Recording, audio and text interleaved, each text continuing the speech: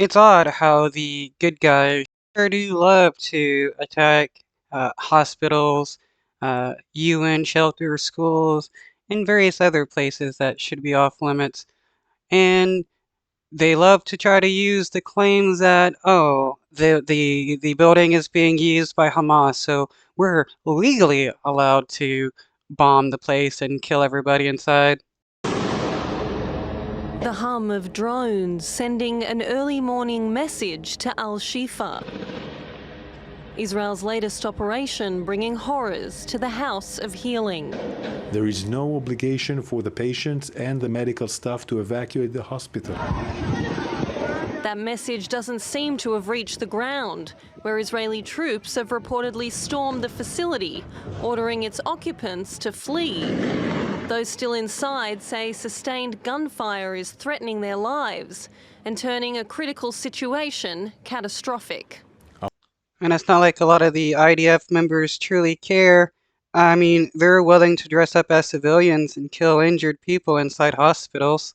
Our war is against Hamas, not against the people of Gaza, which is why we will conduct this operation with caution and care while ensuring. Wow, trying to lie and say that the war isn't against the civilians when the IDF continually kill civilians all the time. Continually drone strike and airstrike residential areas. You have IDF snipers shooting people in churches and people waving white flags. And then what about the West Bank, where the IDF is going in and killing people? Oh, you can't forget that the IDF is killing journalists and medical workers, UN staffers. That the hospital continues its important functions. Important functions that have been all but destroyed by Israel itself. Its forces first laid siege to Al-Shifa in November, claiming the hospital was a command centre for Hamas. Indisputable proof of those claims is yet to be seen, but they've... Yeah, it's wild how the IDF will constantly claim various areas are being used by Hamas, but they're never able to show any proof of it. had an undeniable impact. The assaults killing scores, crippling operations, and resulting in acute shortages of food, fuel, and medical supplies. Most of the treatments that are needed for the injured here are now unavailable. We are working with the bare minimum.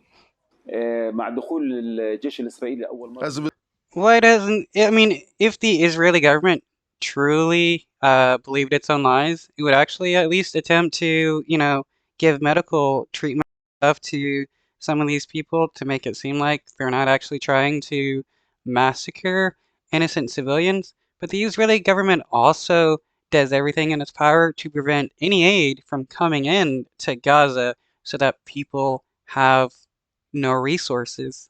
Results of the Army's first raid, our existing stock of blood was completely destroyed. We lost 6,000 units of plasma, 500 of blood, and approximately 200 platelet and cryo units. Israel has also blocked trucks bringing replenishments of those supplies. Only the barest of essentials have been allowed in to service a need growing more and more desperate.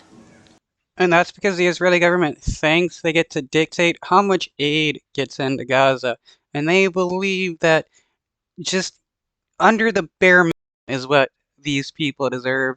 You even have like Israeli protesters that are settlers and stuff that are against aid coming into Gaza, saying that Gazan babies deserve the barest amount of bread, claiming that Israeli babies are more important than Palestinian babies and deserve everything in the world. It shows the racism of some of these people where they believe that Israelis and Jewish people are, superior to Palestinians, even just a baby. With human rights groups warning its actions there could be a violation of international law, the fixation on Al-Shifa could well be Israel's undoing. Isabel.